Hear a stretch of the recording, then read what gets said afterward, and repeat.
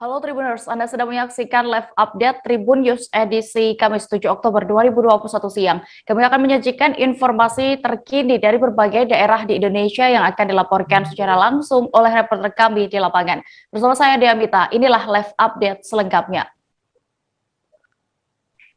Anggota Ombudsman Republik Indonesia James Lee Huta Barat melakukan kunjungan ke rumah tahanan Malendeng, Sulawesi Utara. Kunjungan James Lee disambut langsung oleh Kepala Rutan Kelas 2A Malendeng, Manado, Yosep Antonius. Selain anggota Ombudsman, hadir juga Kepala Kasistenan Substansi 4 Ombudsman Republik Indonesia, Justus Matur Bongs, PLT Kepala Kantor Wilayah Kemenkumham Sulut, Joni Pesasi Mamer.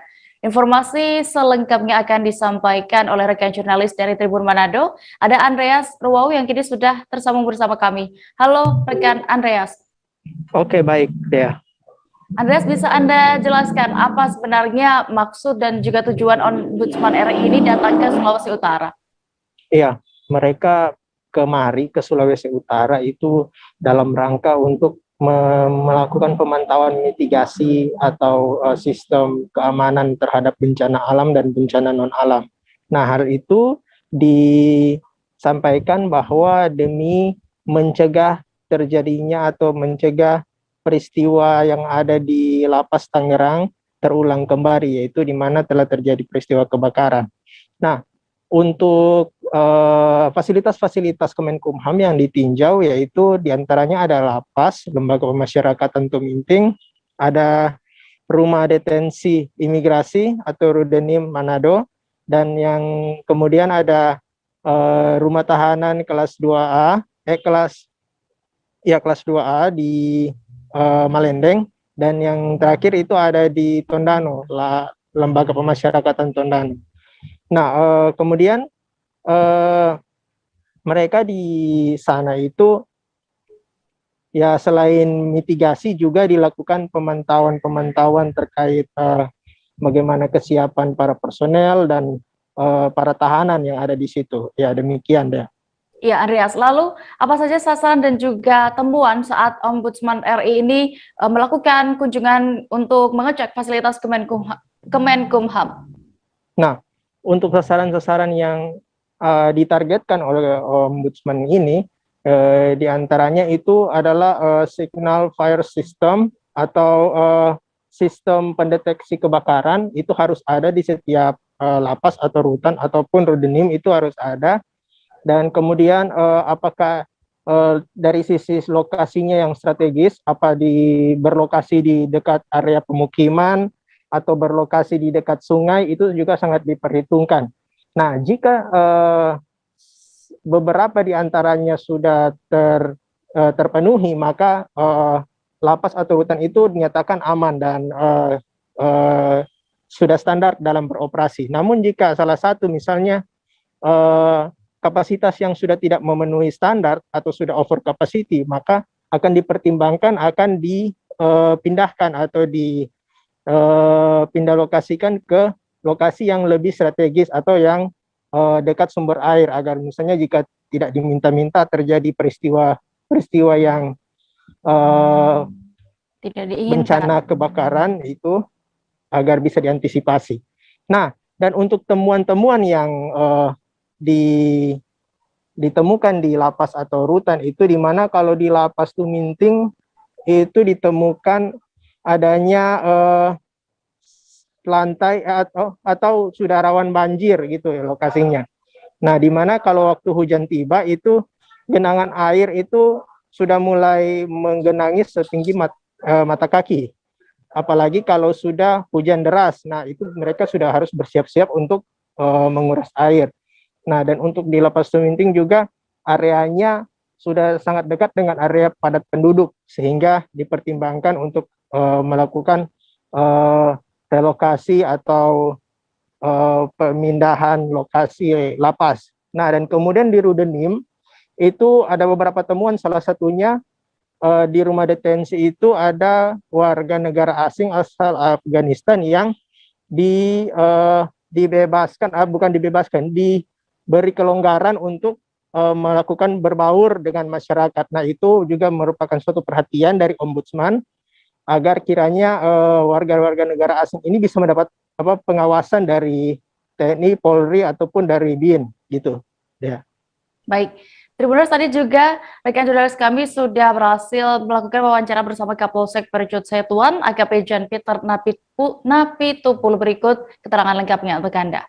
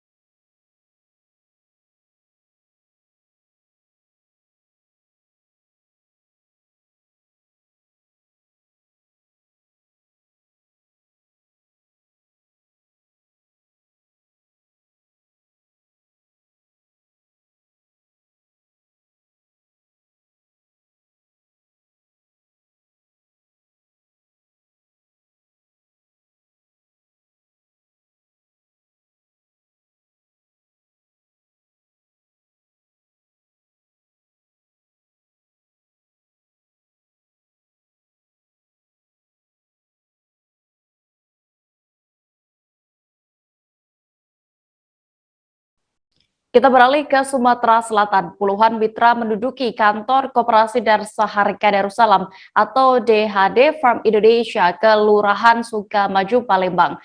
Mereka ingin menanyakan kejelasan investasi ikan lele organik yang mereka ikuti. Mereka menuntut pihak manajemen segera mengembalikan uang yang telah disetor, termasuk janji keuntungan yang dijanjikan oleh Koperasi DHD Farm Indonesia. Selengkapnya akan disampaikan rekan jurnalis dari Tribun Sumsel, Sinta Anggraini, yang kini sudah terhubung bersama kami. Halo Sinta. Ya, halo rekan Dea. Ya, rekan Sinta, bisa Anda ceritakan bagaimana kronologi lengkap sampai bisa para mitra ini menduduki kantor DHD Farm Indonesia? Investasi apa juga sebenarnya yang dijanjikan oleh DHD Farm Indonesia ini? Baik, Dea, sebelumnya memang sudah kami laporkan bahwa kantor DHD yang ada di Kota Palembang itu didatangi oleh puluhan orang yang tergabung dalam mitra investasi di dalamnya, di mana PT DHD, maksud kami Koperasi DHD sendiri menjanjikan investasi berupa ikan lele organik pada setiap orang yang ingin bergabung sebagai mitranya, dengan janji bahwa dari setiap keuntungan yang diserahkan, maksud kami dari setiap modal investasi yang diserahkan itu akan mendapatkan keuntungan 8%. Namun dalam kenyataannya seiring waktu berjalan, para mitra yang telah menyetorkan uang yang bahkan hingga ada yang mencapai puluhan bahkan ratusan juta tidak kunjung mendapatkan hasil dari investasi yang sudah mereka tanamkan. Begitu deh ya. Ya, lalu terkait kondisi ini, apakah sudah ada sikap atau hal yang dilakukan oleh PT DHD ini, Sinta? Baik, kemarin kami sempat mewawancarai perwakilan dari Koperasi DHD sendiri, di mana mereka mengatakan bahwa penyebab dari macetnya keuangan di Koperasi DHD adalah karena adanya dugaan penyelewengan dana oleh manajemen yang pertama, di mana ketahui bahwa saat ini Koperasi DHD sendiri sudah dikelola oleh pihak manajemen yang kedua seperti itu, di mana mereka menduga dari pihak PT Koperasi DHD sendiri bahwa manajemen lama melakukan penyelewengan dana sehingga Koperasi DHD sudah melaporkan tindakan itu pada aparat kepolisian, dan perwakilan dari DHD tersebut juga menyampaikan rasa permintaan maaf kepada seluruh mitra dan meminta kepada seluruh mitra untuk bersabar sebab mereka juga sedang melakukan berbagai upaya untuk menyelesaikan persoalan yang terjadi. Seperti itu deh ya. Ya, lalu apakah sudah ada langkah hukum yang diambil atas apa yang terjadi di Koperasi DHD ini? Baik, hingga kemarin sudah ada 3 orang dari mitra DHD yang sudah melaporkan kejadian ini kepada pihak kepolisian, tepatnya di Polda Sumsel. Atas laporan yang ada kemarin, Kasubdit 4 Polda Sumsel itu mengatakan bahwa pihaknya sudah membuat tim khusus yang untuk menangani dari persoalan ini, mengingat memang jumlah mitra dari Koperasi DHD sendiri banyak, sehingga ada kemungkinan akan ada korban-korban lain yang melapor seperti itu.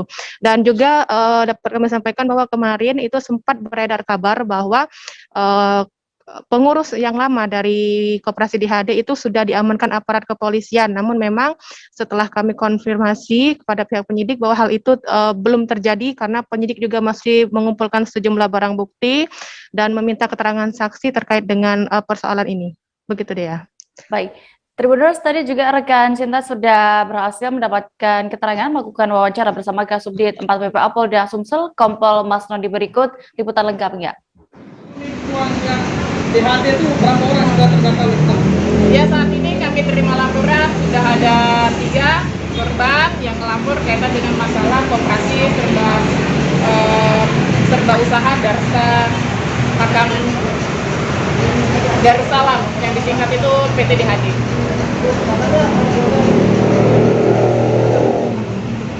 Ya, karena untuk percepatan di mana kita perkirakan mungkin korban ada lagi, jadi dibentuk tim khusus untuk penanganan kaitan dengan masalah kasus koperasi serba usaha. Kalau misalnya untuk pelakunya nanti kita dalami, karena untuk saat ini kami masih dalam proses penyelidikan, yaitu pengumpulan keterangan daripada si korban, bagaimana bentuknya, selanjutnya dengan pelaku-pelakunya siapa saja yang terlibat masih kita dalami. Berarti belum ada yang diamankan, bukan? Masih belum ada. Total kerugian 3 orang ini berapa, Bu, kira-kira, Bu? Untuk kerugian yang dari pelapor pertama itu 850 juta, yang kedua itu 96 juta, yang ketiga itu 81 juta. Itu modusnya bagaimana? Itu dia menawarkan paket ternak lele. Beralih ke Surabaya terus dilakukan oleh kepolisian bersama pemerintah Kota Surabaya dan TNI. Kali ini Polrestabes Surabaya kembali meluncurkan 2 unit bus keliling vaksinasi Merdeka yang akan melayani masyarakat di batas Kota Surabaya. Kapolres Tabes Surabaya Kombes Pol Ahmad Yusef Gunawan menyebut inovasi akan terus dilakukan untuk lebih dekat melayani masyarakat, salah satunya dalam percepatan vaksinasi. Untuk mengetahui lebih detailnya sudah bergabung bersama kami rekan wartawan dari Surya, ada Firman Rahmanuddin yang akan menyampaikan laporan. Halo Firman. Ya. Firman, bagaimana sampai saat ini inovasi apa saja selain bus keliling itu tadi yang sudah dilakukan oleh Polrestabes Surabaya dalam rangka percepatan vaksinasi di Kota Surabaya khususnya? Terima kasih, Dea. Baik, bisa kami laporkan sampai saat ini Polrestabes Surabaya pelayanan masyarakat, utamanya dalam hal percepatan vaksinasi di Kota Surabaya. Pada 16 Agustus lalu, Polrestabes Surabaya telah meluncurkan 22 unit mobil vaksin keliling yang menyasar masyarakat hingga ke kampung-kampung dan pusat kegiatan masyarakat, diantaranya pasar tradisional, kemudian rumah ibadah, dan beberapa tempat seperti sentra PKL. Kemudian pada awal Oktober lalu, Polrestabes Surabaya juga kembali meluncurkan ada sekitar 4 unit mobil masker keliling, di mana mobil masker keliling ini juga bertujuan sama, yakni menjangkau masyarakat di kampung-kampung dengan memberikan edukasi protokol kesehatan agar nantinya masyarakat yang sudah terbentuk imunitinya tetap tidak abai terhadap protokol kesehatan. Kemudian yang paling baru adalah bus vaksinasi keliling yang sudah diluncurkan Polrestabes Surabaya pada Rabu 6 Oktober 2021 kemarin. Mobil bus vaksinasi keliling itu akan menyasar masyarakat yang masuk ke Kota Surabaya seperti itu. Dea. Iya, lalu untuk bus vaksin ini ada berapa titik di Surabaya sendiri yang ada bus vaksin ini, di mana saja itu, dan bagaimana caranya untuk bisa mendapatkan vaksin gratis di sana? Baik, terima kasih Dea. Dapat kami laporkan juga bahwa bus vaksinasi keliling yang dilakukan oleh Polrestabes Surabaya ini ada di 2 titik batas Kota Surabaya. Titik pertama ada di depan Mall Cito Surabaya, tepatnya di Jalan Ahmad Yani Bundaran Waru. Dan titik kedua ada di exit tol Suramadu, tepatnya di Jalan Kedungcoe arah Kota Surabaya. Untuk mendapatkan vaksinasi gratis di bus vaksinasi keliling ini, masyarakat tidak perlu khawatir atau mendaftar secara online seperti sebelum-sebelumnya. Masyarakat yang melintas akan diperiksa oleh pihak kepolisian dan akan ditawarkan jika memang mereka mau tanpa ada paksaan. Di sana masyarakat hanya membutuhkan KTP saja untuk mengisi formulir, kemudian dapat dilakukan screening kesehatan dan selanjutnya mendapat vaksinasi gratis yang tidak sampai 15 menit untuk antriannya. Seperti itu, Dea. Ya, lalu bagaimana dengan tanggapan masyarakat sendiri sampai saat ini terkait dari program yang diadakan oleh pemerintah dan juga Polrestabes Surabaya bersama TNI ini, Firman? Ya. Sejauh ini animo masyarakat dan antusiasme masyarakat Surabaya maupun luar kota Surabaya cukup tinggi. Itu bisa dilihat dari jumlah vaksinasi yang dilakukan di 2 bus keliling tersebut. Hingga saat ini sudah mencapai hampir 600 dosis yang sudah disuntikan. Itu artinya antusiasme masyarakat juga cukup tinggi karena di beberapa daerah untuk akses vaksinasi mereka cukup kesulitan karena jauh dan juga antrian yang panjang. Seperti itu, Dea. Baik, terima kasih rekan jurnalis dari Surya, Firman Rahmaudin untuk laporan Anda. Selamat kembali bertugas. Bapak dan Bapak dan Pak Jari yang hadir serta dari Pemkot disampaikan bahwa kegiatan vaksin on the spot yang menggunakan bus vaksin ini merupakan tindak lanjut daripada akselerasi vaksinasi merdeka yang dilaksanakan oleh pemerintah kota Surabaya didukung TNI Polri. Ikhtiar yang dilakukan saat ini merupakan langkah-langkah lanjutan dari proses akselerasi vaksinasi, baik gerai stasioner berskala besar maupun proses vaksinasi yang dilaksanakan di setiap puskesmas dan vaksinasi yang menggunakan 22 mobil gerai yang saat ini juga sedang melaksanakan operasional dan akan dilakukan penambahan 10 mobil tambahan untuk percepatan.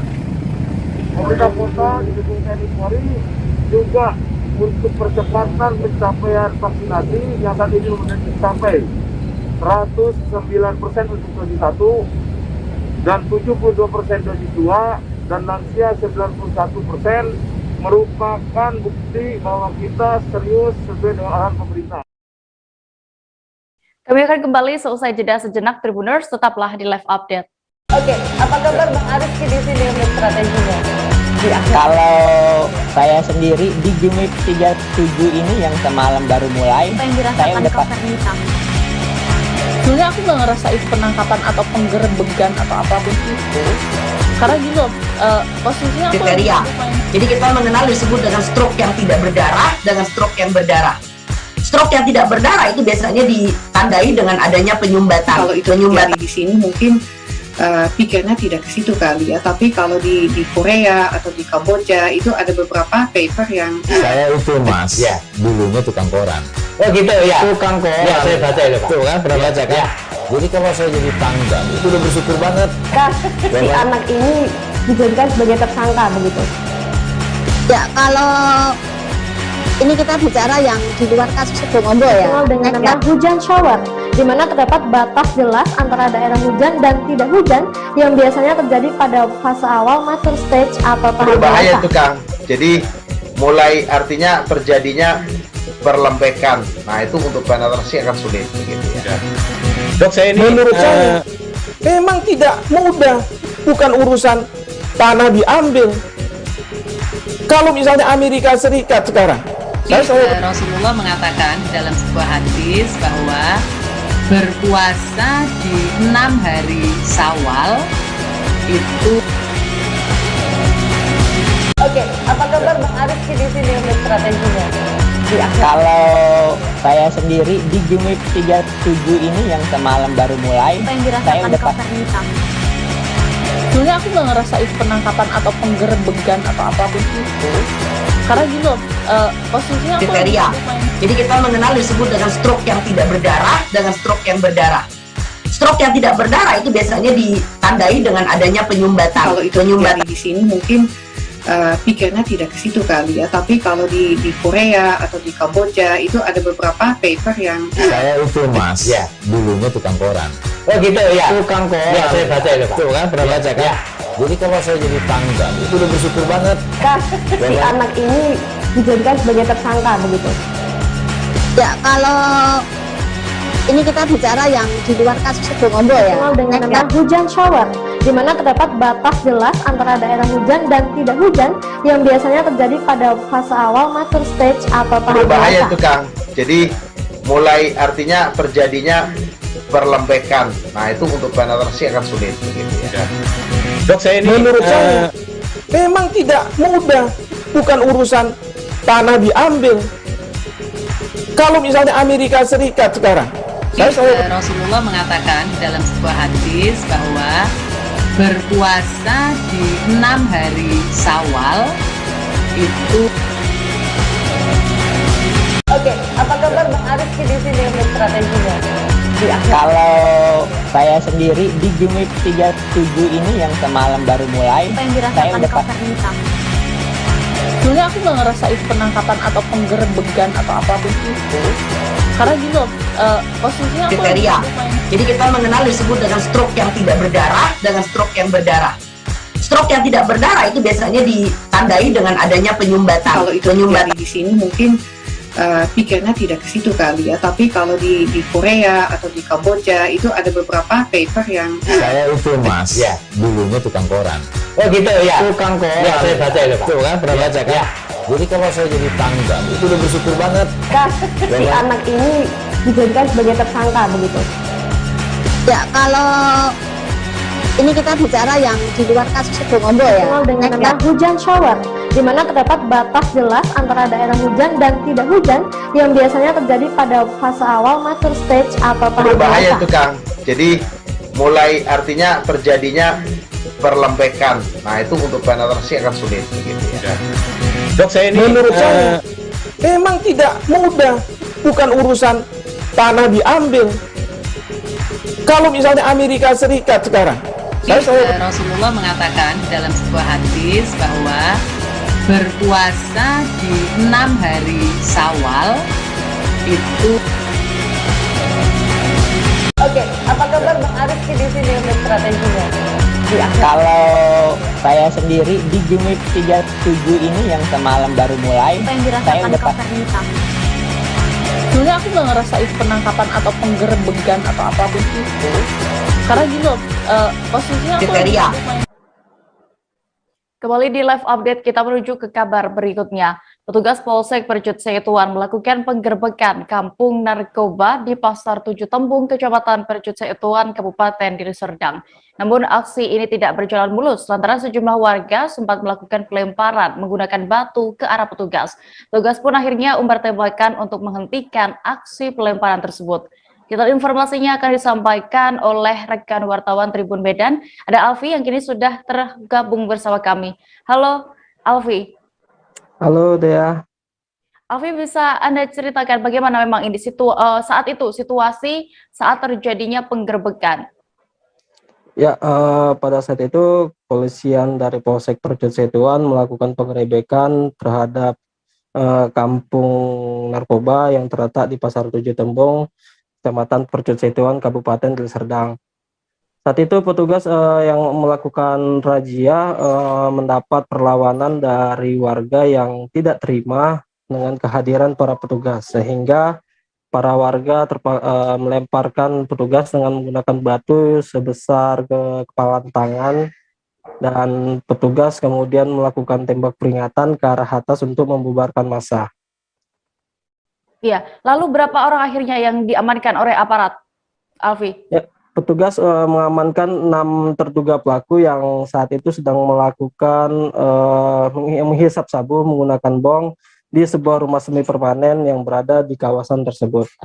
Ya, petugas mengamankan barang bukti berupa narkoba jenis sabu seberat 3,94 gram, alat timbang elektronik, 2 alat senjata tajam berupa parang dan golok, dan juga 1 mesin judi tembak ikan beserta 1 plastik batu yang digunakan untuk melempar para petugas. Ya, lalu adakah informasi terkait bagaimana kondisi personal Polsek Percut Seituan sendiri saat itu yang sempat dilempari batu oleh warga? Ya, saat ini kondisi dari para personel itu tidak mengalami luka serius, hanya pada saat lemparan hanya mengenai badan dari para petugas, dan itu tidak berakibat fatal dan paling hanya menyisakan bekas luka sedikit saja, gitu Mbak. Ya, Tribuners, tadi rekan Alfi juga sudah berhasil mendapatkan keterangan dari Kapolsek Percut Seituan, AKP Jan Peter Napitu. Berikut liputan lengkapnya untuk Anda. Karena tadi kan di rumah ibu banyak kita dapati bom, plastiknya,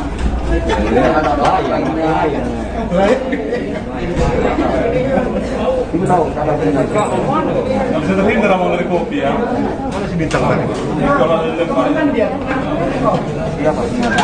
Mana sabar? Ya. Ya.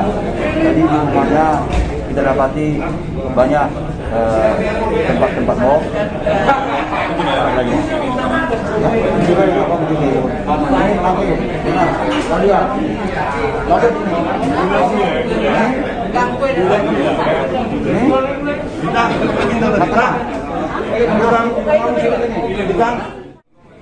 mantan residivis sudah berapa kali di penjara?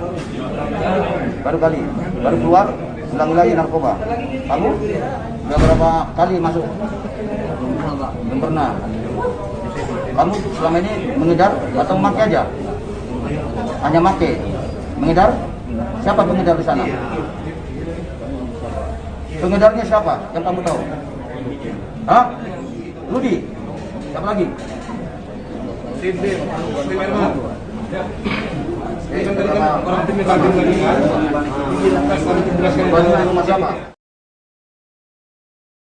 Kita beralih ke Jawa Tengah, Tribuners. Sebuah rumah mewah di kawasan Gentan, Kecamatan Bagi, Sukoharjo dibongkar pihak Bea Cukai Surakarta. Rumah itu dibongkar lantaran dijadikan sebagai lokasi penyimpanan rokok ilegal. Jutaan batang rokok ilegal ditemukan saat petugas mendatangi lokasi.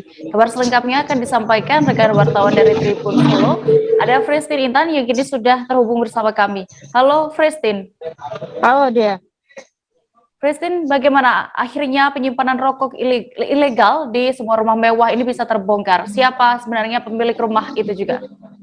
Baik, terima kasih dia. Terkait dengan pembongkaran ataupun grebek dari rumah mewah yang ada di kawasan Gentang Sukoharjo ini memang dilakukan pada Senin 4 Oktober 2021 pada pukul 3 sore, dan memang dari hasil penyelidikan dan juga pemeriksaan langsung di lokasi TKP dari Kepala Seksi Penindaan dan Penyelidikan Bea Cukai Surakarta, Heri Trijantono, mengatakan bahwa penindakan hasil operasi dari wilayah Sukoharjo dan sekitarnya, dan informasi yang diimpun dari Bea Cukai sendiri dari masyarakat yang ada di kawasan tersebut.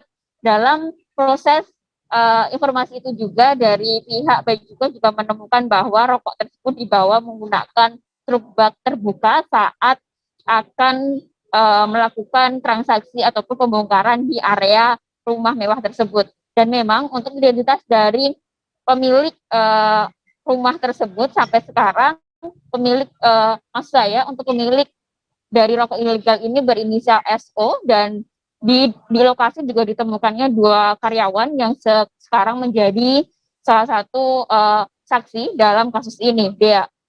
Iya, lalu berapa jumlah tepatnya rokok yang disimpan di dalam rumah itu? Selanjutnya juga akan diapakan barang bukti tersebut?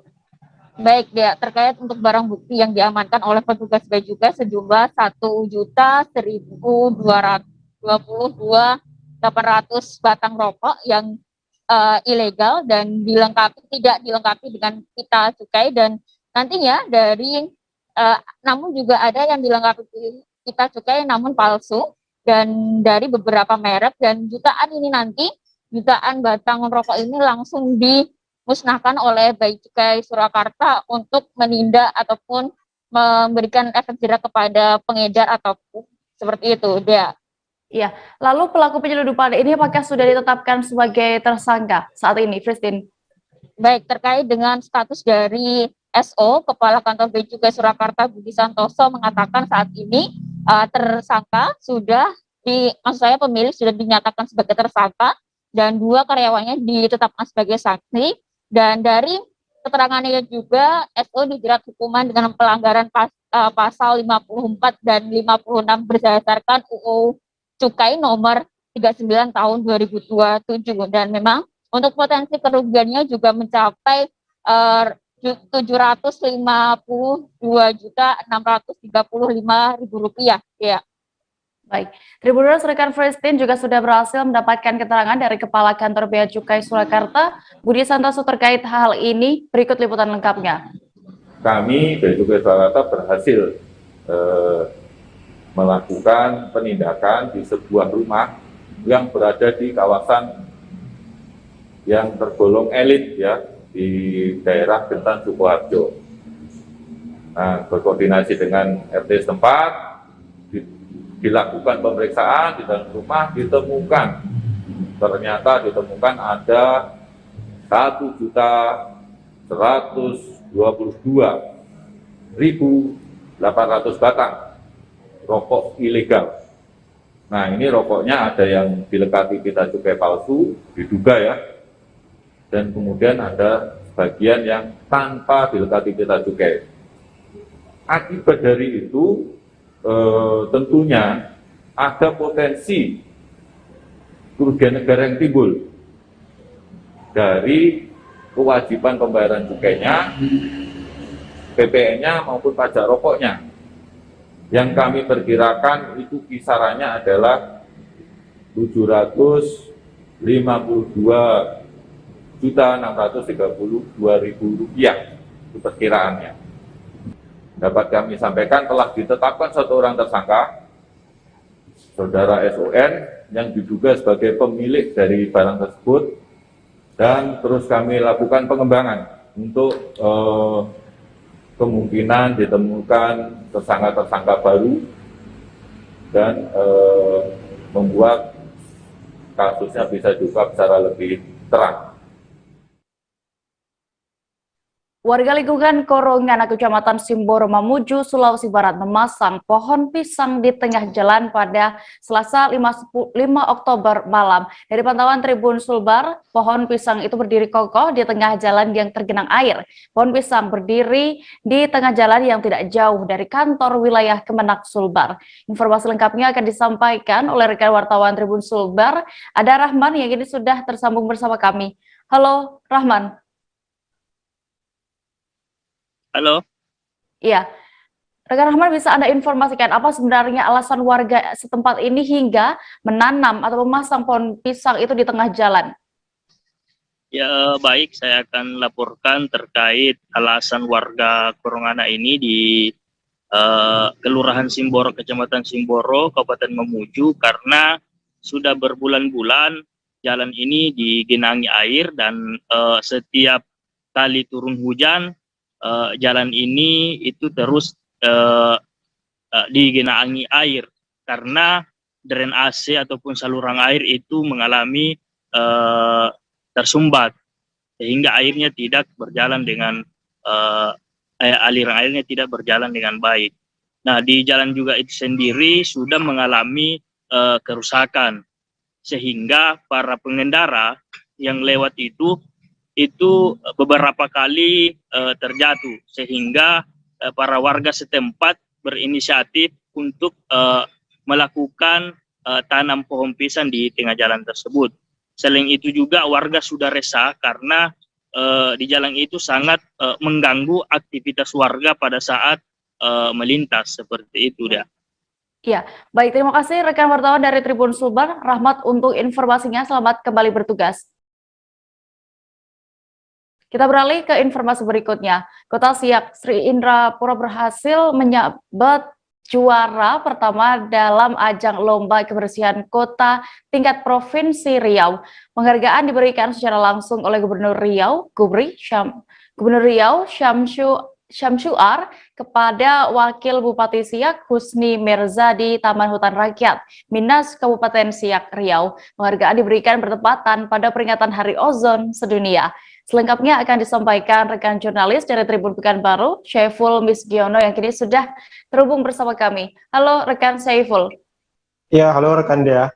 Ya, Syaiful, dari ini memenangkan sebuah ajang lomba kebersihan ini. Apa sebenarnya kriteria penilaian kota bersih ini dan berapa nilai yang akhirnya didapat oleh Kota Siak? Ya, baik Dea dan pemirsa Tribuners dimanapun berada. Dapat kami laporkan bahwa Kabupaten Siak berhasil menyabet gelar juara pertama dalam ajang lomba kota bersih tingkat Provinsi Riau, di mana Kota Siak Sri Indrapura berhasil mendapatkan poin sebanyak 80,88 poin dan menduduki peringkat pertama dari 12 kabupaten kota di Provinsi Riau yang dianugerahkan sebagai kota terbersih seprovinsi Riau. Di mana untuk penilaian ini ada beberapa indikator penilaian yang dilakukan oleh tim. Di antaranya adalah tim menilai kebersihan dan keteduhan kota, kemudian membuang sampah dengan benar di tempatnya, dan menjaga fasilitas umum dengan baik. Nah, dari beberapa indikator tersebut, tim memutuskan bahwa kota Siak Sri Indrapura yang berada di Kabupaten Siak mendapatkan nilai paling tinggi dibandingkan dengan 12 kabupaten kota lainnya. Nah, sedangkan di posisi kedua, dapat kami laporkan Kota Bengkalis, Kabupaten Bengkalis menduduki peringkat kedua dengan poin 75,85 poin. Sedangkan di urutan ketiga itu diraih Kota Pangkalan Kerinci, Kabupaten Pelalawan dengan nilai 73,65 poin. Selain 3 kota yang masuk dalam 3 besar kota bersih tersebut, pada kesempatan yang sama Gubernur juga memberikan 3 penghargaan harapan 1, 2, dan 3 kepada kota terbersih, yaitu Kota Bagan Siapi-Api, Kota Bangkinang, dan Kota Taluk Kuantan. Begitu dia. Ya, lalu adakah target selanjutnya dari kota yang menjadi pemenang tingkat provinsi ini? Ya, baik Dea. Gubernur Riau kemarin berharap agar 3 kota yang ditetapkan sebagai kota terbersih di Provinsi Riau ini agar terus meningkatkan kebersihan dan kelestarian lingkungan di wilayahnya masing-masing, sehingga Gubernur berharap tahun depan bisa ditingkatkan lagi menjadi kota terbersih nasional dan mendapatkan penghargaan Adiwiyata di tingkat nasional. Begitu deh. Baik, Tribuners, berikut kami akan tampilkan pernyataan dari Gubernur Riau, Syamsuar. Berikut liputannya untuk Anda. Tadi kita juga ikut bersama Dewan melakukan penebaran ikan, sekaligus juga penebaran dari ekoenzim. Nah, ekoenzim ini diperkenalkan tadi oleh salah seorang pegawai kita ya,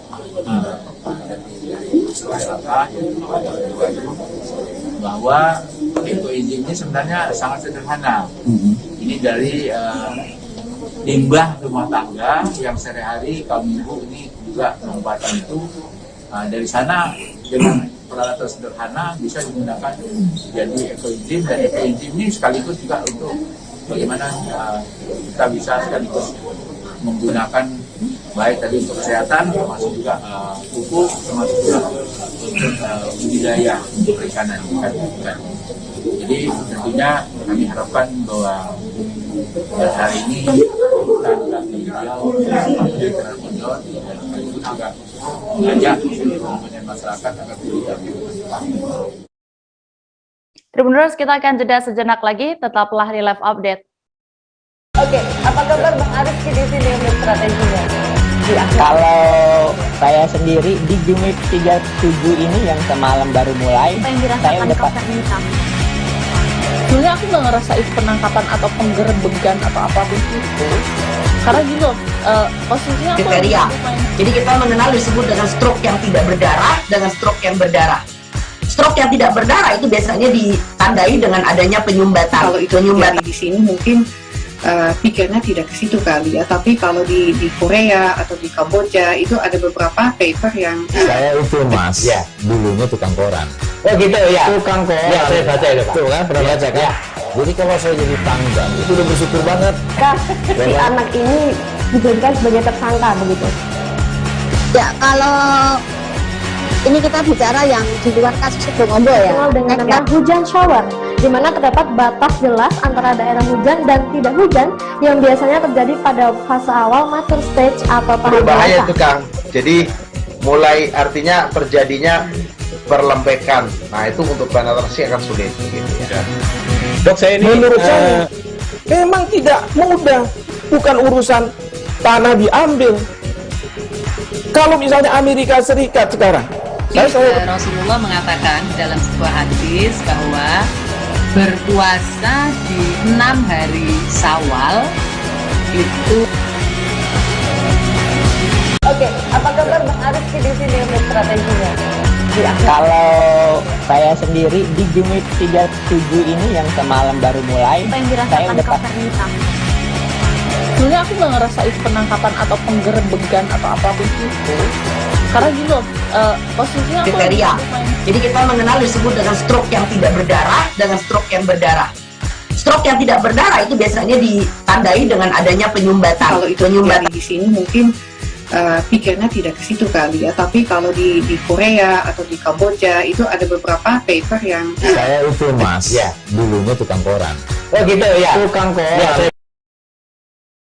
Sebuah video yang menunjukkan atlet PON ke-20 Papua peraih emas asal Nusa Tenggara Timur dijemput memakai mobil pick-up viral di media sosial. Selain dijemput menggunakan pick-up, juga tidak ada penyambutan yang istimewa. Terkait hal itu, Sekretaris Komisi 5 DPRD NTT, Kristen S. Pati pun buka suara.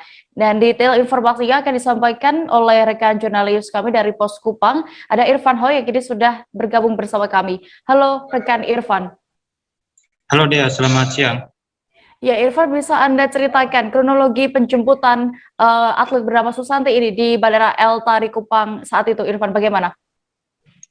Baik Dea, dapat saya sampaikan bahwa kemarin itu atlet Susanti Indapataka dan juga pelatih beserta manajernya tiba di Bandara El Tari pada pukul 6 pagi waktu Indonesia Tengah.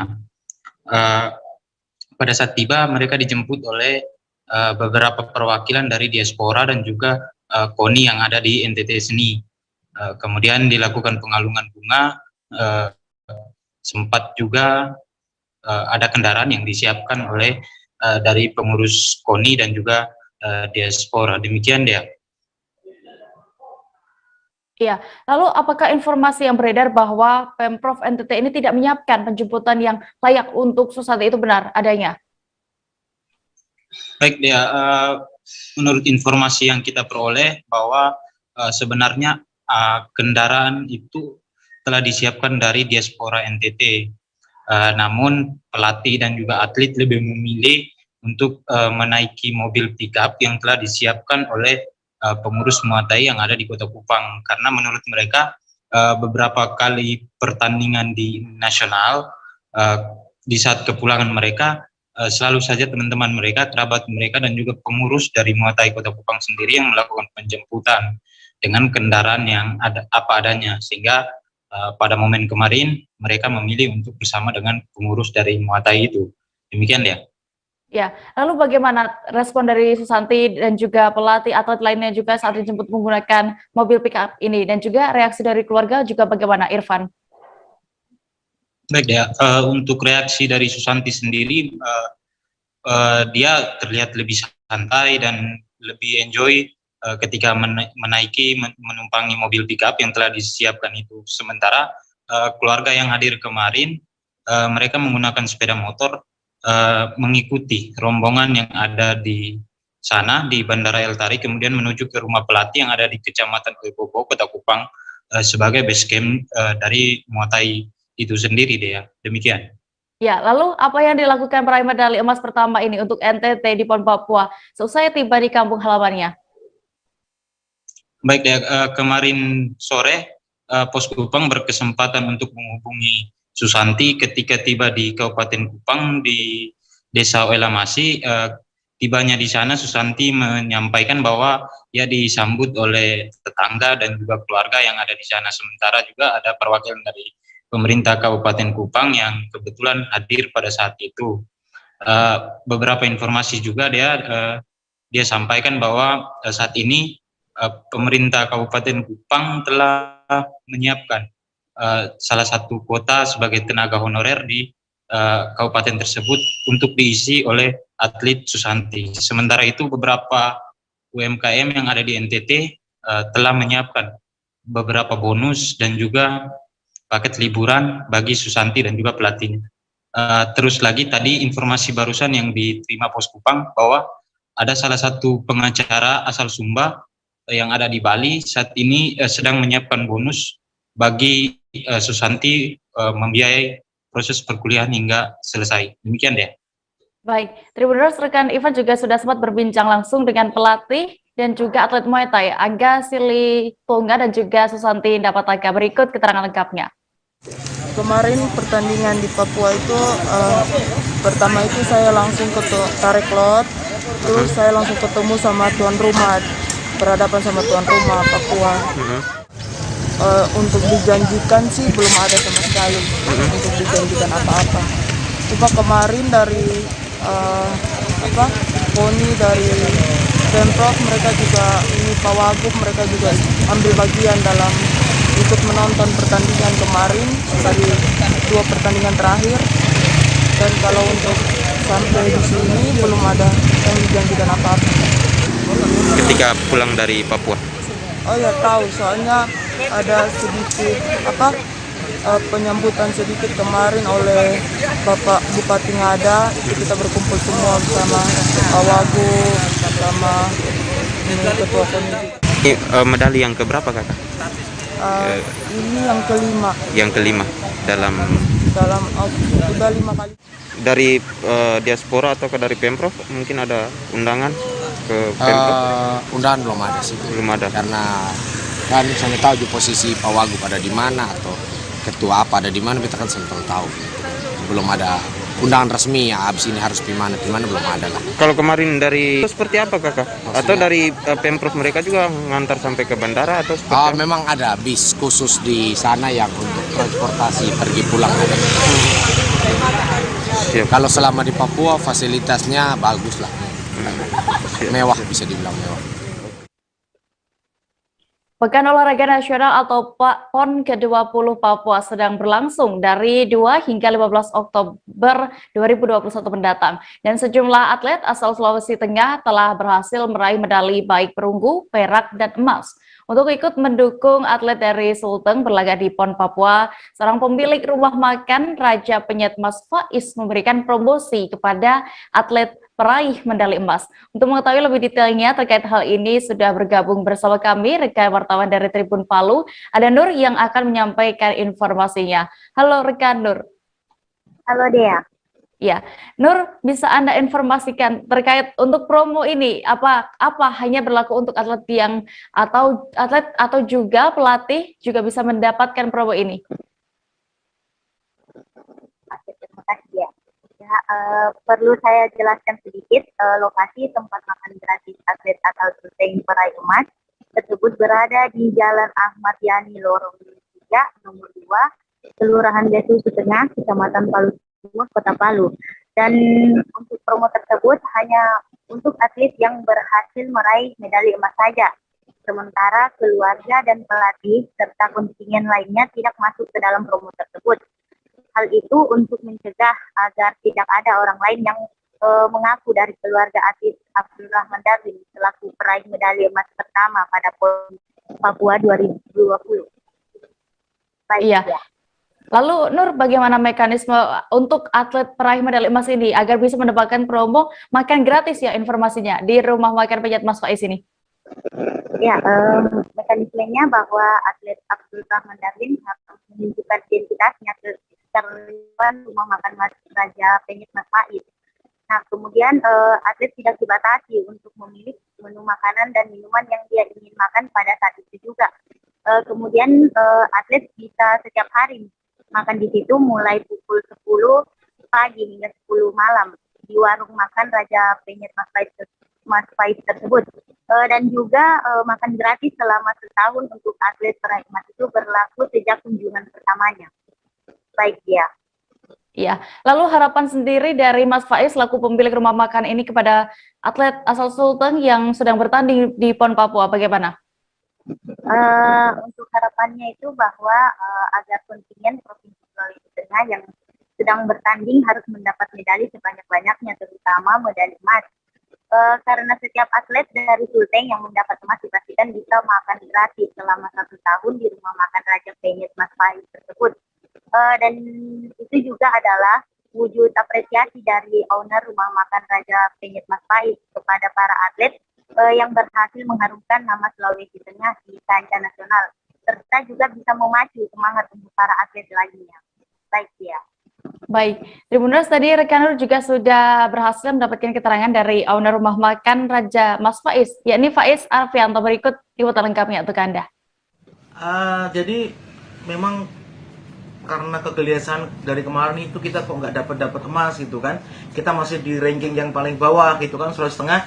Tapi akhirnya malam itu ada yang pecah telur, dapat emas, akhirnya seneng juga semua gitu kan. Semua mengapresiasi, selamat. Iya.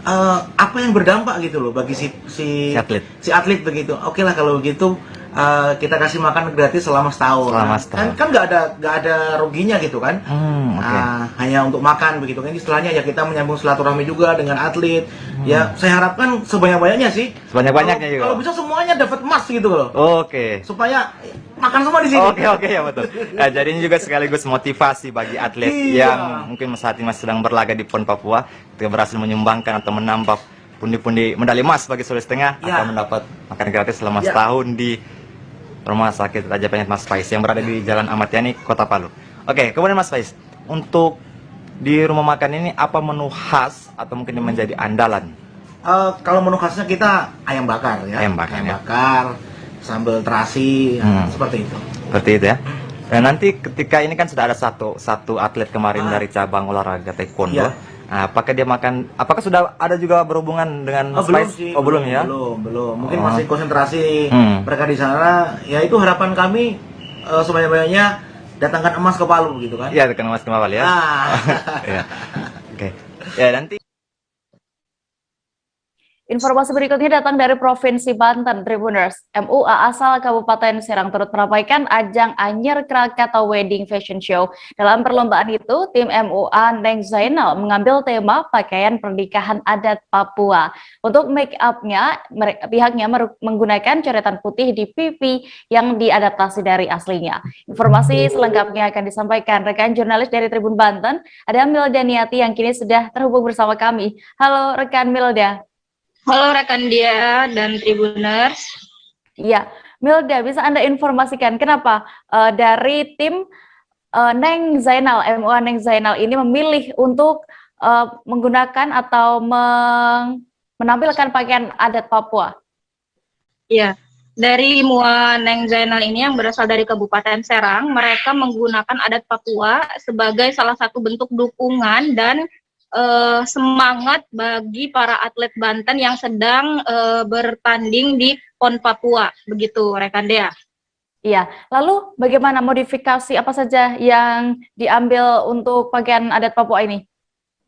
Nah, pakaian adat Papua ini salah satu penata busananya bernama Rahmatullah. Dia memodifikasi pakaian adat Papua menggunakan beberapa modifikasi dari modern dan tradisional, namun juga tidak menghilangkan kesan dari tradisionalnya itu sendiri. Dia juga menggunakan penutup dada sebagai pelengkap, begitu rekan Dea. Iya, dengan mengambil tema pakaian adat Papua ini, berhasil menyabet juara berapa dari MUA Neng Zainal?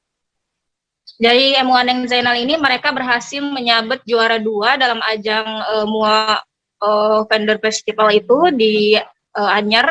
Mereka mendapatkan juara 2 dan mendapatkan trofi serta uang pembinaan, begitu rekan Dea. Baik, terima kasih rekan jurnalis dari Tribun Banten, Milda Niati.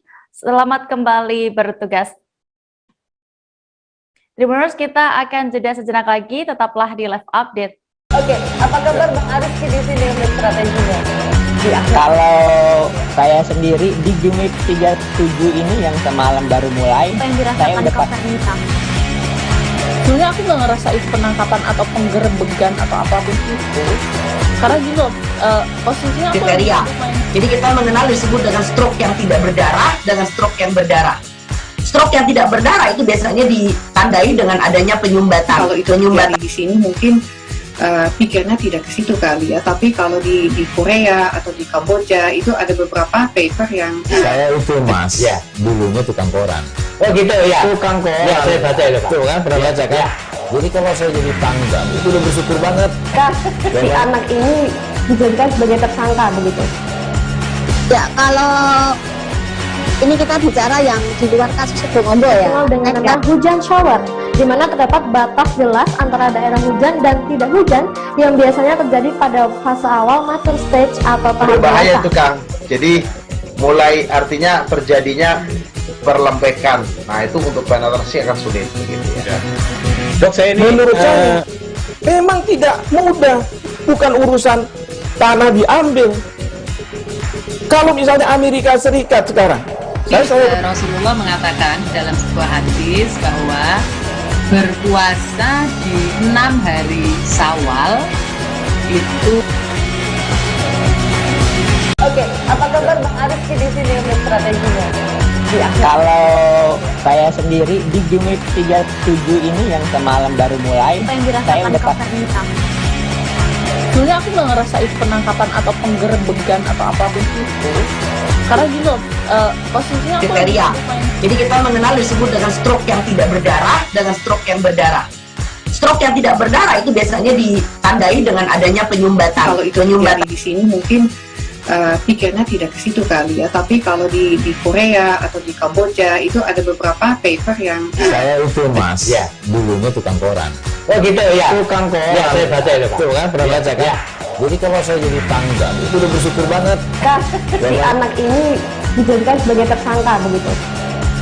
Ya, kalau ini kita bicara yang di luar kasus Sebongombo ya. Dengan nama hujan shower, di mana terdapat batas jelas antara daerah hujan dan tidak hujan yang biasanya terjadi pada fase awal mature stage atau tahap berbahaya dewasa. itu Kang.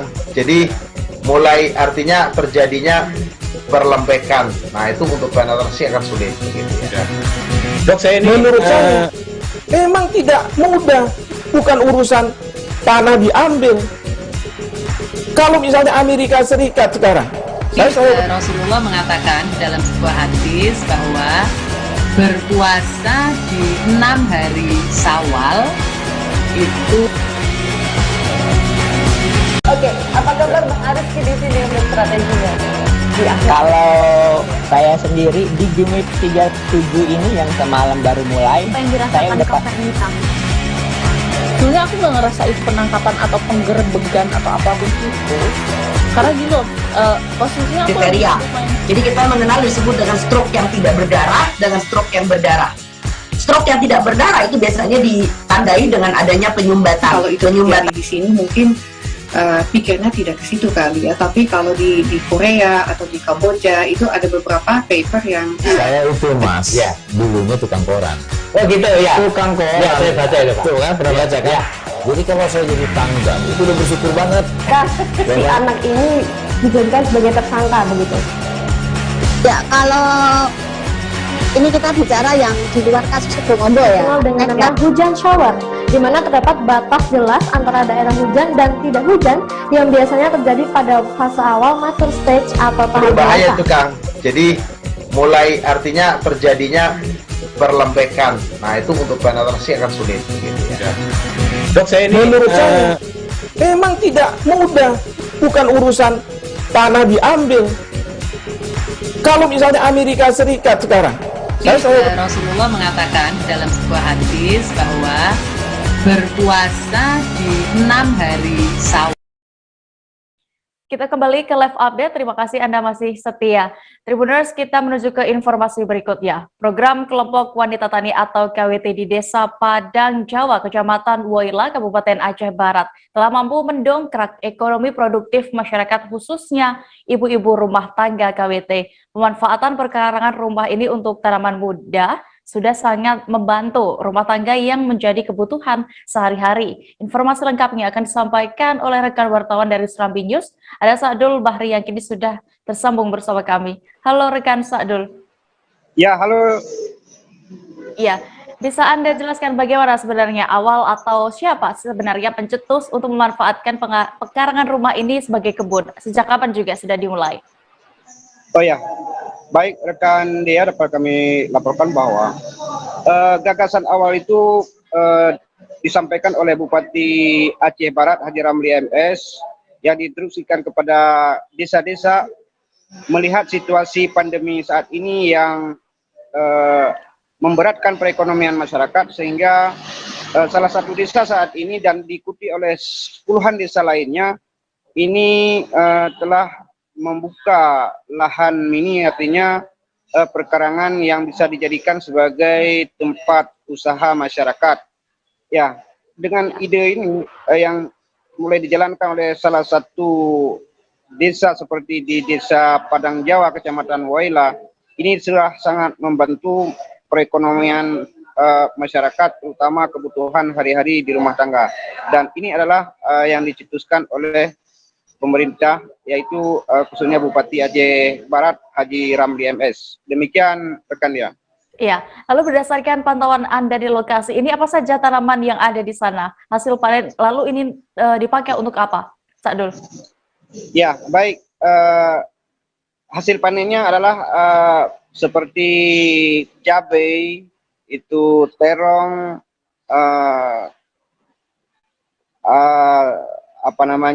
sejenis sayur-sayuran lainnya, dan ini sangat membantu masyarakat kebutuhan hari-hari yang menjadi kebutuhan di dalam rumah tangga, sehingga para masyarakat saat ini untuk kebutuhan rumah tangga mereka tidak harus kalaupun tidak ada uang, dengan adanya tanaman yang mereka tanam di samping rumah ini tentunya sudah sangat membantu keluarga mereka masing-masing, seperti ada tomat, cabai, dan sejumlah tanaman lainnya. Ini yang menjadi fokus masyarakat di daerah seperti di Desa Padang Jawa, Kecamatan Waila. Demikian rekan dia. Ya, Sakdul, terkait kegiatan ini, apakah ada juga bantuan dari pemerintah untuk meningkatkan kegiatan mereka di sana? Ya, untuk mendukung program kelompok wanita tani ini jelas ada bantuan dari pemerintah, salah satunya dari Dinas Pangan, yang mensupport para petani di kawasan Waila ini, seperti memberikan bibit seperti tomat, cabai, kangkung, dan lain sebagainya. Ini sudah sangat membantu masyarakat, serta sejumlah peralatan lainnya, baik seperti termasuk cangkul, pupuk, bibit. Ini sudah melengkapi untuk mendukung program yang sedang dijalankan saat ini, dan ini akan terus dijalankan karena dinilai sangat bermanfaat terhadap masyarakat yang apalagi saat ini di tengah pandemi COVID-19 ini sudah sangat-sangat membantu masyarakat di daerah itu, dan ini menjadi salah satu pilot project di Kabupaten Aceh Barat yang bisa dicontoh baik ke desa-desa lainnya, khususnya di Kabupaten Aceh Barat, Aceh, maupun di Indonesia. Demikian rekan dia.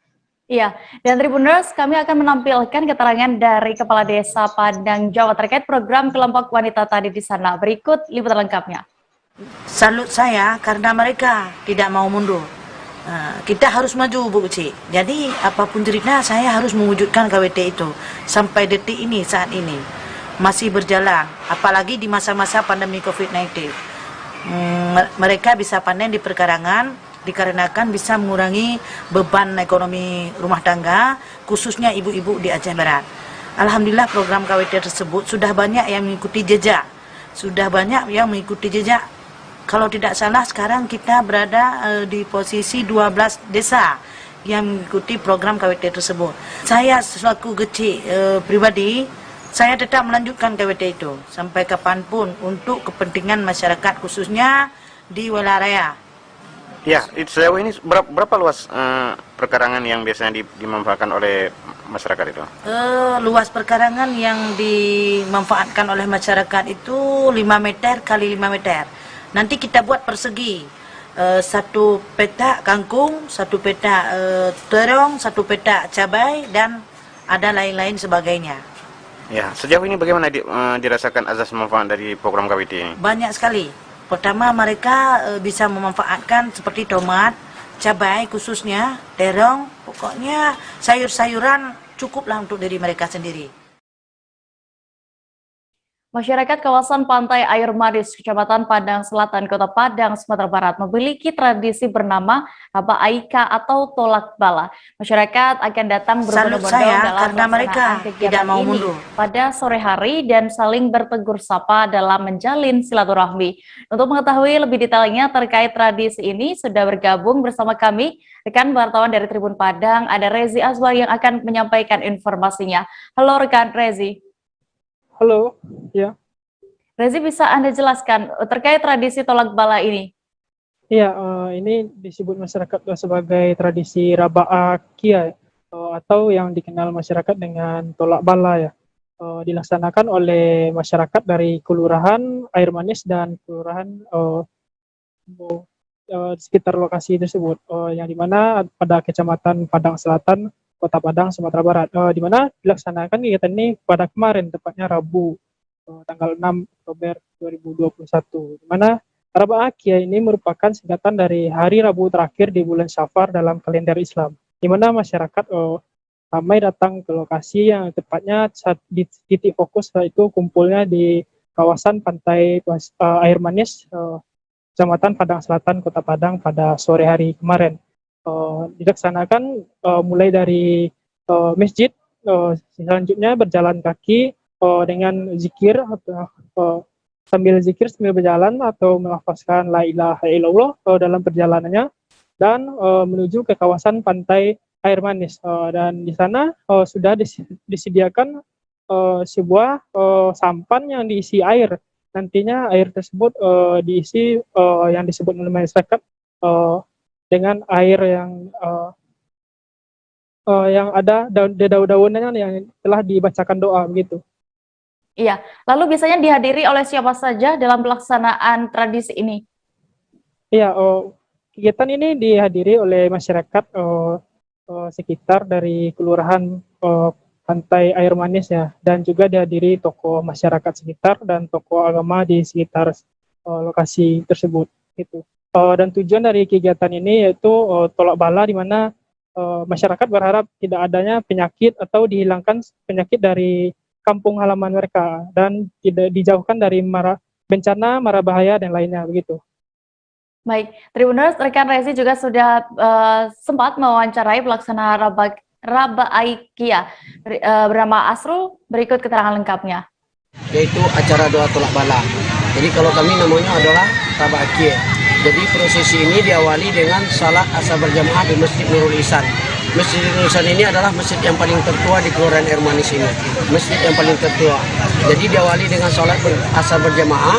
Dari salat asar berjamaah, dari setelah selesai prosesi salat asar berjamaah tadi, kemudian kami dari Masjid Nurul Ihsan langsung menuju ke lokasi ini. Sepanjang jalan kami membaca ratib, yaitu la ilaha illallah sebanyak mungkin sampai di lokasi ini.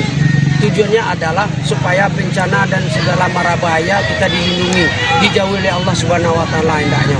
Kemudian juga disatuhi segala musibah, kemudian diampiri rahmat dan nikmat hendaknya. Terutama sekali terhadap kaum nelayan.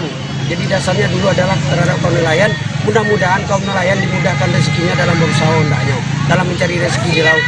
Kemudian sekarang ditambah lagi dengan usaha-usaha kegiatan-kegiatan yang ada di pantai, yang mencari rezeki di pantai, dimudahkan rezeki hendaknya. Sehat alfiat selalu hendaknya itu. Tapi karena dalam sekarang ini kita dalam masa pandemi, ya tetap kita laksanakan, tapi hanya sederhana. Tapi mudah-mudahan dengan acara kesederhanaan ini, mudah-mudahan Allah tetap menjabah dan tetap melindungi kita semua hendaknya dari segala musibah dan bencana hendaknya. Tribuners, air yang jernih dengan suhu yang sejuk membuat destinasi wisata Air Cawang di Desa Perangai, Kecamatan Merapi Selatan, Kabupaten Lahat, Sumatera Selatan menjadi idaman bagi para warga di Kabupaten Lahat.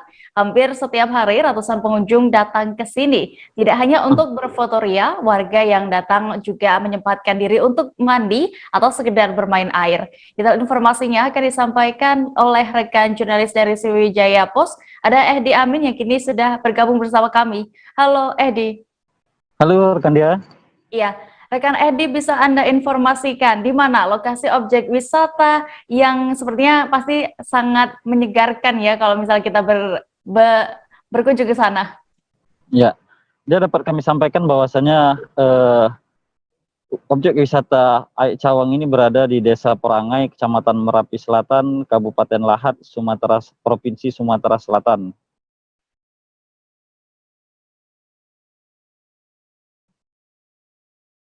Ya, rekan dia. Ya, rekan Edi, bisa Anda kembali jelaskan? Ya, bahwasanya objek wisata air Cawang ini berada di Desa Perangai, Kecamatan Merapi Selatan, Kabupaten Lahat, Provinsi Sumatera Selatan. Dapat kami sampaikan bahwasanya objek yang satu ini merupakan objek wisata alam yang baru saja bisa dikatakan ditemukan oleh warga setempat. Sebelumnya lokasi objek wisata ini merupakan kawasan perkebunan warga. Nah, kemudian warga secara swadaya melalui pemerintah setempat membangun objek wisata tersebut sehingga terbentuklah sebuah kolam dan pancuran-pancuran air kecil yang saat ini ternyata membius warga untuk datang berwisata, bermandi, sekaligus bermain bagi anak-anak di sekitar kolam. Ya. Ya. Lalu apa yang menarik dari wisata air Cawang ini, rekan Ehdi? Ya. Dampak dari magnet objek wisata yang satu ini selain memang kondisi airnya yang jernih, dingin, kemudian juga sangat cantik saat kita akan berfoto atau berselfie ria di lokasi. Saat ini pemerintah desa dan wakil rakyat di desa setempat itu merencanakan beberapa pembangunan infrastruktur untuk penunjang objek wisata di kawasan tersebut, seperti adanya jembatan yang melintasi kolam, kemudian juga ada semacam wahana-wahana air yang akan diadakan oleh pemerintah setempat. Kemudian saat ini sedang dikerjakan pembangunan seperti WC umum, kemudian akses menuju ke lokasi wisata. Dea.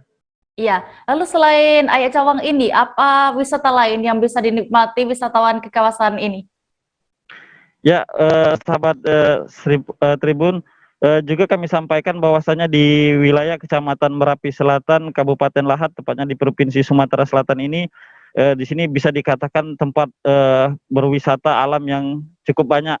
Selain air Cawang tadi, ada salah satu objek wisata yang cukup terkenal, bahkan kemarin sempat masuk nominasi dataran tinggi Dinas Pariwisata, yaitu adanya Bukit Serelo dan Bukit Besak. Kemudian ada beberapa air terjun di kawasan setempat. Inilah yang kemudian memancing para wisatawan baik lokal maupun regional untuk datang ke lokasi tersebut. Nah, dapat kami sampaikan juga bahwasanya bagi para wisatawan yang datang dari arah Kota Palembang, untuk tiba atau untuk bisa sampai ke lokasi mungkin membutuhkan waktu sekitar 5-6 jam menggunakan kendaraan roda 4 atau roda 2. Kemudian bagi yang datang dari arah Kota Lahat membutuhkan waktu sekitar 1 jam. Nah, untuk diketahui saat ini objek wisata air Cawang sendiri belum ada pengelola, maksudnya masih warga setempat masih membukanya secara gratis bagi wisatawan yang akan berkunjung ke lokasi-lokasi tersebut. Ya, baik, terima kasih rekan jurnalis Sriwijaya Post, Edi, untuk informasinya dari Kabupaten Lahat. Selamat kembali bertugas. Kita beralih ke Kepulauan Riau, Tribuners. Wakil Ketua 2 Ruslan Ali Washim turut menghadiri kegiatan budaya Mandi Safar yang digelar oleh LAM Kecamatan Nongsa dan masyarakat Kampung Terih Kelurahan Sambau Nongsa. Mandi Safar ini diketahui memang sudah berlangsung sejak lama, sejak Kesultanan Riau Lingga. Sebelum Mandi Safar ada ritual besapa, yakni meminta doa selamat. Selengkapnya terkait hal ini akan disampaikan rekan wartawan dari Tribun Batam. Ada Argianto Nugroho yang kini sudah terhubung bersama kami. Halo rekan Argianto. Halo Dea. Ya, Argi, bisa Anda ceritakan untuk sejarah singkat saja dan juga sebenarnya tujuan dari tradisi Mandi Safar ini? Oke, terima kasih dia. Mandi Safar sendiri untuk sejarahnya sudah dilaksanakan. Untuk literasinya sejak Kesultanan Riau Lingga atau pada tahun sekitar 1880, masyarakat Melayu sudah melaksanakan Mandi Safar. Dan untuk tujuan dan makna Mandi Safar sendiri bagi masyarakat Melayu umumnya adalah untuk menolak bala yang biasa untuk mendapatkan ridho dari Tuhan Yang Maha Esa. Gitu dia. Iya. Lalu kapan biasanya tradisi ini diadakan dan bagaimana tata cara Mandi Safar ini? Untuk mandi safar sendiri biasa dilaksanakan pada bulan Safar, minggu keempat pada hari Rabu. Jadi saat itu adalah waktunya air laut pasang. Jadi saat air laut pasang ini biasanya setelah melakukan beberapa ritual, masyarakat Melayu kemudian mandi di laut secara berkelompok dengan sejumlah tetangga, dan umumnya biasa mandi safar ini dilakukan secara berkelompok oleh masyarakat sekitar. Itu dia. Ya. Oh ya, untuk tata caranya sendiri ada beberapa rangkaian. Jadi pada rangkaian itu ada 3 rangkaian di pra-acara yang diawali dengan doa oleh pemuka tokoh agama setempat, kemudian baru memasuk ke laut. Setelah mandi di laut bersama-sama atau berkelompok, baru kemudian dibasuh dengan air yang ada di tempayan. Tempayan itu merupakan sejenis gentong. Di situ di dalam air itu sudah didoakan, baru kemudian disiram kepada masyarakat yang sudah melaksanakan mandi safar yang dari laut itu, ya. Dan untuk ini maknanya adalah ada beberapa makna, ya. Di awal itu adalah untuk membersihkan jasmani. Jadi setelah membersihkan jasmani, kemudian rohaninya juga dibersihkan. Jadi setelah jasmani rohani dibersihkan, baru akan didoakan untuk agar bisa tidak mendapatkan musibah atau bala. Gitu deh. Baik, terima kasih rekan wartawan dari Tribun Batam, Argianto Nugroho, untuk informasinya. Selamat kembali bertugas. Oke, terima kasih. Tribuners, kita akan jeda sejenak, tetaplah di live update. Oke, apa kabar Bang Arifki di sini untuk strateginya? Ya, kalau saya sendiri di Gimik 37 ini yang semalam baru mulai, saya udah hitam. Sebenarnya aku nggak ngerasa itu penangkapan atau penggerbegan atau apapun itu. Karena gini loh, posisinya aku kriteria. Jadi kita mengenal disebut dengan stroke yang tidak berdarah dengan stroke yang berdarah. Stroke yang tidak berdarah itu biasanya ditandai dengan adanya penyumbatan. Kalau itu terjadi di sini mungkin pikirnya tidak ke situ kali ya, tapi kalau di Korea atau di Kamboja itu ada beberapa paper yang saya itu Mas, ya, dulunya tukang koran. Oh gitu ya, tukang koran. Ya, saya baca itu Pak. Tuh kan, pernah baca kan? Ya. Jadi kalau saya jadi tanggal itu udah bersyukur banget. Si anak ini dijadikan sebagai tersangka begitu.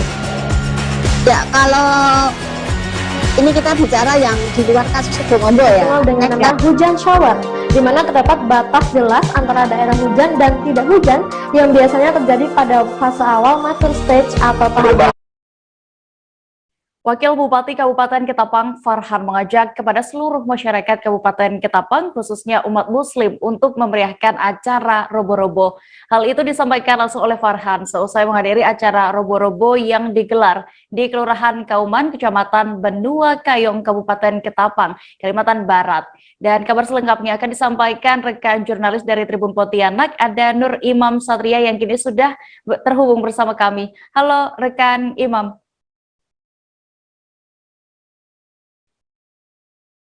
Halo, rekan Imam. Iya, dia. Ya, rekan Imam, bisa Anda jelaskan terlebih dahulu sebenarnya apa tradisi Robo-Robo ini? Iya, dia. Tradisi Robo-Robo atau acara Robo-Robo ini merupakan tradisi budaya turun-menurun warga Kalimantan Barat.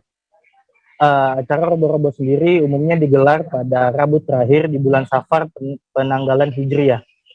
Biasanya acara Robo-Robo ini digelar di tepi sungai atau pinggiran sungai, yang mana tujuannya adalah untuk meminta pertolongan atau ampunan kepada Tuhan Yang Maha Esa agar terhindar dari bala bencana. Begitu deh. Ya, lalu apa saja rangkaian acara ketika berlangsungnya tradisi Robo-Robo ini? Ya, untuk rangkaian acaranya sendiri biasanya masyarakat itu menggelar doa bersama, beramai-ramai. Setelah itu mereka menyantap makanan yang dibawa mereka masing-masing untuk dimakan bersama-sama. Biasanya menu makanannya itu ialah ketupat. Untuk Kabupaten Ketapang sendiri, yaitu ketupat colet sebagai makanan khas Kabupaten Ketapang. Ya, lalu upaya apa sendiri yang dilakukan oleh Pemda Kabupaten Ketapang untuk menjaga tradisi budaya Robo-Robo ini bisa tetap terjaga?